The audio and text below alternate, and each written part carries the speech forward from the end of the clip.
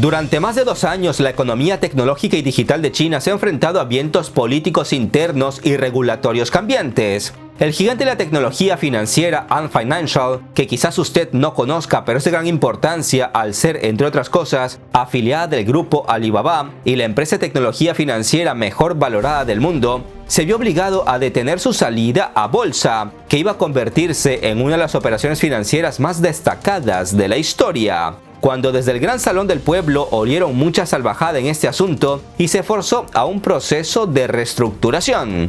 La empresa dominante de transporte compartido Didi, tras estrenarse en el mercado bursátil, tuvo que bajar la cabeza frente a los reguladores chinos y someterse a una revisión de seguridad cibernética sin precedentes. Ejemplos de este tipo hay muchos, pero a lo que voy y quiero resaltar es que el gobierno chino ha realizado básicamente 3 actividades de control: el antimonopolio, una revisión de la seguridad de los datos y lo que podemos llamar control del exceso capitalista. Y es que, por paradójico que suene, el Partido Comunista Chino lleva varias décadas abrazando las herramientas del capitalismo, pero lo que no quieren es que el capitalismo salvaje se les meta hasta la cocina.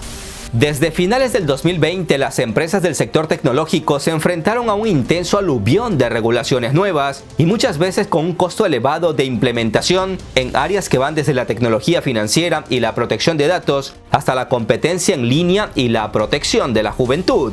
Frente a esto, compañías como el gigante del comercio electrónico Alibaba y el gigante de los videojuegos Tencent vieron cómo se desplomaron los precios de sus acciones, mientras que la industria de educación en línea, que creció sin precedentes durante la pandemia, fue diezmada por las nuevas regulaciones que prohíben el lucro en la educación.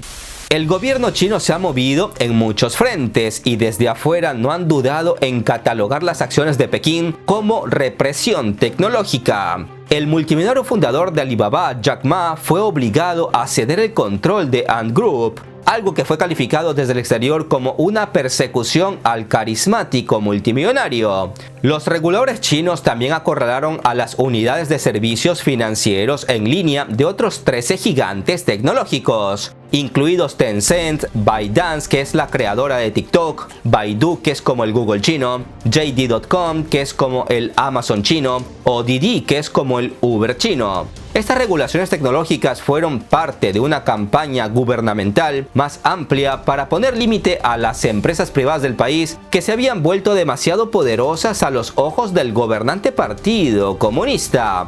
Después de la embestida regulatoria, el gobierno de Xi Jinping ha tomado otro camino para mantener sus intereses y con ellos el control sobre muchos de estos gigantes, pero de eso entraremos en detalle más adelante. Soy Gabriel Bulgakov y hoy les tengo preparados datos de verdadero impacto, pero no se apresuren a juzgar a China. Y si a usted le da salpullidos todo lo que tenga que ver con China y el Partido Comunista, permítame recordarles las denuncias que realizó Elon Musk sobre cómo se manejaban las cosas en Twitter antes de que él llegara a la compañía, donde explicó cómo se censuraba e incluso silenciaba a medios de comunicación y personas por motivaciones partidistas. Tras las revelaciones, muchos se preguntaron cómo una red social de tal envergadura podía manejarse de esa forma, sin ninguna regulación, o más bien dicho, regulada por los intereses internacionales del establishment de Estados Unidos. Otros habrán caído en cuenta cómo se hacen llamamientos en varios países, incluso en el país de las libertades, para que se elimine la red social china TikTok de los teléfonos móviles oficiales, por una supuesta vulnerabilidad en los datos, cuando Facebook e Instagram saben hasta cuántas veces vamos nosotros al baño. Y si nos vamos al sector financiero, hay quien se cuestiona por qué se permiten prácticas con tarjetas y otros productos crediticios en determinadas entidades financieras occidentales que rayan el robo. Pues China entiende perfectamente los pecados del capitalismo y las tramas que hay en su contra desde Occidente, por lo que ha dado un golpe sobre la mesa para poner límite a las prácticas de muchas de sus grandes empresas capitalistas. Permítame adelantarles otro dato de impacto. China se puso moscas por culpa de la Agencia Nacional de Seguridad de Estados Unidos. Sí, la misma donde trabajaba Edward Snowden. No parpadeen porque hoy comprenderán muchos movimientos de China y así sabrán qué nos espera en el futuro. Sin más introducción, empecemos. Jack Ma, el genio chino de 58 años que alcanzó una multimillonaria fortuna emulando las historias de éxito de Google, Amazon o Apple, pudo haber cometido un error al criticar duramente el sistema financiero chino y a los reguladores chinos por frenar la innovación durante un discurso en octubre del 2020 en la Cumbre Band, una plataforma de comunicación financiera de alto nivel. Tras esos comentarios, los reguladores chinos bloquearon la salida a bolsa de $34.000 millones de la filial de pagos en línea de Alibaba, Ant Group, que habría sido la mayor oferta de acciones de la historia. Tras la frenada, Jack Ma desapareció como si la tierra se lo hubiese tragado. Días más tarde apareció para echar abajo las teorías de que Xi Jinping lo había encadenado 100 metros bajo tierra de la plaza Tiananmen en Pekín. Desde el gobierno justificaron el bloqueo a la salida a bolsa de la compañía de Jack Ma, diciendo que simplemente estaban poniendo límite a los planes de microcréditos de Ant Group, cuando vieron que podrían llegar a rozar la usura. En Pekín creen que Jack Ma y sus socios se creyeron intocables y el gobierno solo quiso evitar un caso Madoff, el millonario que realizó en Estados Unidos un esquema Ponzi multiplicado por el infinito, o el caso de la plataforma de intercambio de criptomonedas FTX. En resumen, Pekín justifica los límites a las grandes compañías chinas con que simplemente defienden a sus ciudadanos de posibles abusos financieros y de paso salvaguardan la reputación del país.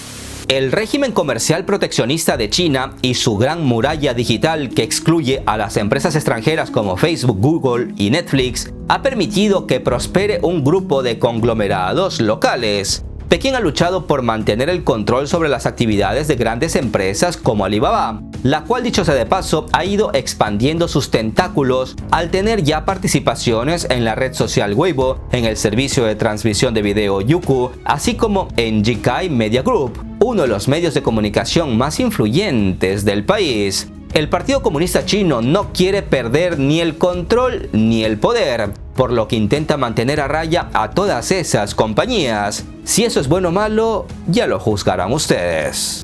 Desde el gobierno chino han señalado claramente que las plataformas tecnológicas deben actuar como buenos ciudadanos, asumiendo la responsabilidad principal de su contenido y el impacto de sus modelos comerciales, y contribuyendo a los objetivos generales de política social y económica del partido. Para el Partido Comunista Chino, algunas empresas de plataformas están creciendo de manera inapropiada, razón por la cual el gobierno chino siempre ha tenido un grado significativo de control e influencia sobre las grandes compañías dentro de China, especialmente en sectores estratégicos como la tecnología y la energía. Muchas de estas empresas están estrechamente ligadas a la administración estatal y reciben apoyo financiero y político del gobierno. Sin embargo, también hay compañías privadas y extranjeras operando en China que tienen un grado de independencia y libertad de acción.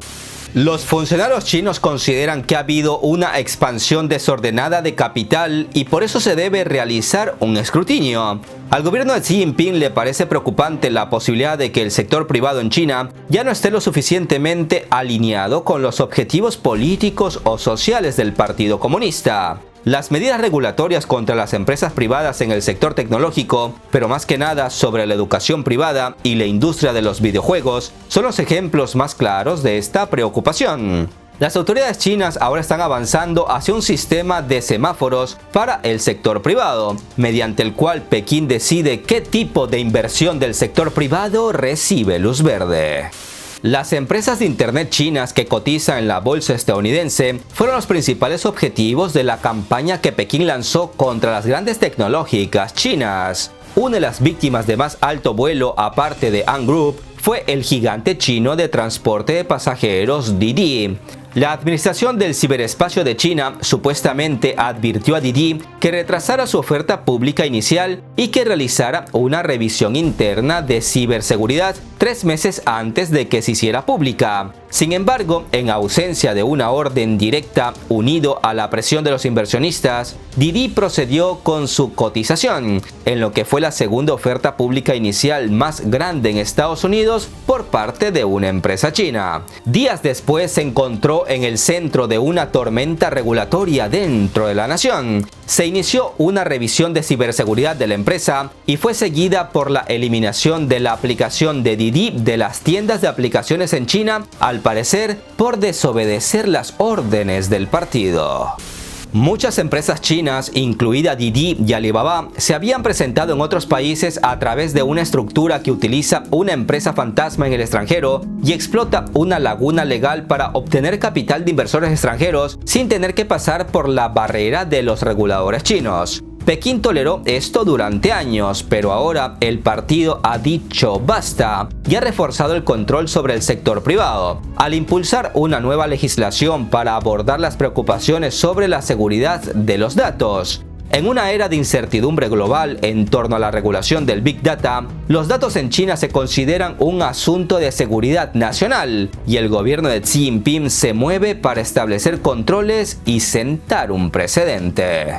Sepan que las revelaciones de la vigilancia global por parte de la Agencia de Seguridad Nacional de Estados Unidos, sacadas a la luz por Snowden en el 2013, aceleraron el impulso de China para proteger sus datos. Desde entonces, las leyes se han aplicado a gigantes extranjeros como Apple, junto a decenas de empresas nacionales. Los reguladores chinos dejaron claro que las empresas no deberían poder monopolizar los datos y que los datos no deberían caer en manos de gobiernos extranjeros cuando las empresas se globalizan. Junto con la Ley de Ciberseguridad de China del 2017, se destacan dos nuevas regulaciones. Una nueva Ley de Seguridad de Datos vigente desde noviembre del 2021, donde básicamente las empresas chinas que operan en el extranjero tienen prohibido proporcionar datos a autoridades extranjeras sin la aprobación previa del gobierno chino. Y la Ley de Protección de Información Personal agrega requisitos de cumplimiento adicionales para las empresas privadas que recopilan datos de los usuarios. Si un gobierno pide datos personales, será el gobierno chino quien decida, dado que la Ley de Ciberseguridad prohíbe que los datos de usuarios chinos se almacenen fuera del país.